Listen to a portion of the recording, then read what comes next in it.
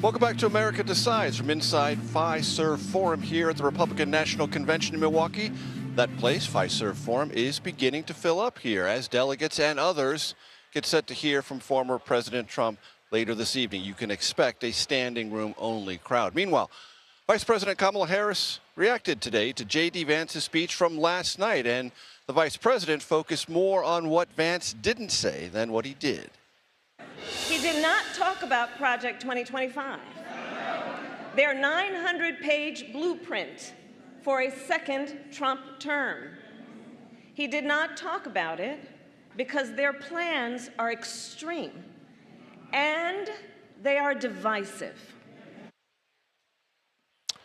For more, I want to bring in Biden-Harris campaign senior spokesman Kevin Munoz. Kevin, good to see you. I know this has been a difficult week. It may be a difficult weekend ahead. And I know the campaign has said this over and over again. But say it one more time. Is the president dropping out of this race? President Biden is our Democratic nominee.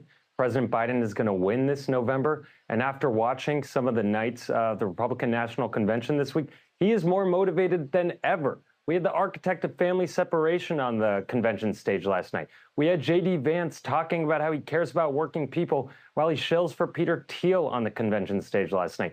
We are motivated, we are excited, and we are going to put in the work to win because we cannot afford Donald Trump ever to set foot in the Oval Office ever again. I don't know, Kevin, if you saw the newest CBS polling numbers that show nationally President Trump 52, President Biden 47. As our Anthony Salvanto just told our audience, the largest lead former President Trump has had in this campaign. Your reaction?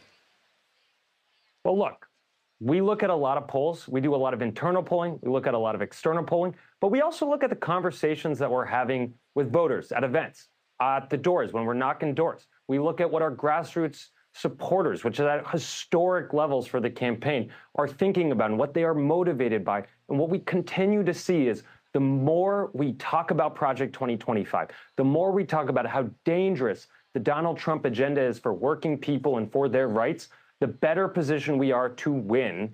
And that is why it is so important that everybody that rejects Trump's dangerous ideology comes to the table, figures it out, and understands that Joe Biden is our nominee. Kevin, I want you to assess for our audience, because they read the web, they see all these stories. The majority leader, Chuck Schumer, puts out a very soft, not even non-denial that he told the president it's time to end the campaign. That Hakeem Jeffries, the minority leader of the Democrats in the House, does more or less the same thing, another tepid non-denial. It feels as if the leadership within Congress on the Democratic side of the aisle is either telling or strongly suggesting the president to not only reevaluate, but reevaluate to a place that gets him to leave. How should people process all that? I think you got to talk to your friends and families about the issues that they care most about when it comes to this election. What we continue to see every day at the Republican National Convention is a massive threat to the basic rights of every American in this country. We have no vision for the future, no opportunity to create jobs like the way Joe Biden has. And I think we have to continue to listen to the questions that the American people care about at the end of the night when they get home from work. Look, Joe Biden, he was in Vegas this week, obviously got cut a little bit short, but what he talked about was a vision for the future. Because what we continue to hear from our voters is that they want to hear about how we can continue the progress to lower costs, to create jobs, to protect our rights, because those are the fundamentals that matter to voters that have the most at stake this election. Should Democrats take any cues from former President Obama, who was reported by the Washington Post this morning to have said, reevaluate and seriously reconsider? I think it's really important that the American people continue to think about the choice in this election. Every single day, Donald Trump is showing us who he is. He wants to attack us. He wants to divide us. He has no vision for creating better economy for this country. He is not here for you. And that's what we have to do as a campaign. Cement the choice between a guy that is fighting for you, creating jobs in this country, and Donald Trump, who has no interest, no plan in doing anything that matters to the American people. Kevin, because this is a persistent conversation among Democrats at this point where they're at least theoretically imagining an alternative to the president, whether that is true or not, or they should, let's show you some also brand new CBS poll numbers on the matchup.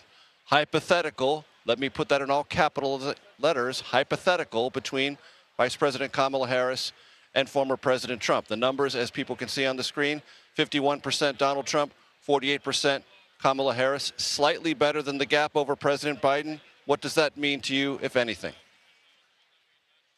Again, I think the most important thing that this campaign can and will do every single day in this campaign is remain focused on the reality on the ground. We don't live in hypotheticals. We don't live in blind sources on the Hill. We live in the fact that there are so many Americans that do not have the luxury of creating this hypothetical in their head. They need to figure out if they are going to vote for Joe Biden or not based on if they care about their rights, if they care about who's going to fight for their health care. And they're going to really need to think about this when it comes to the ballot box. And I think we have a really good story to tell there, Major.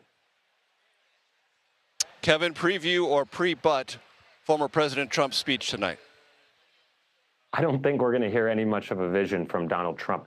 What we're going to hear is some lies. We're going to hear him continue to traffic in some conspiracy theories.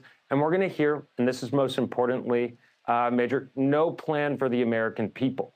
We heard a little bit of this from J.D. Vance last night. He cares about the auto worker in Michigan.